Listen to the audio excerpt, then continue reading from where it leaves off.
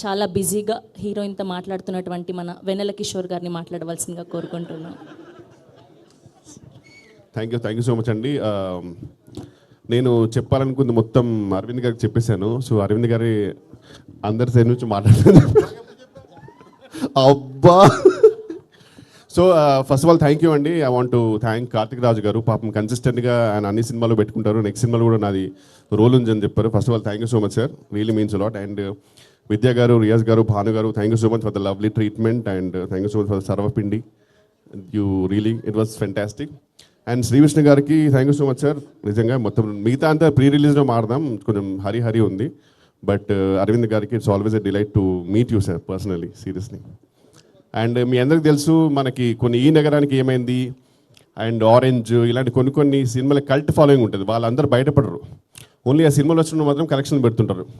అలాంటి cult following ఉన్న heroine Ketika Sharma గారు. సో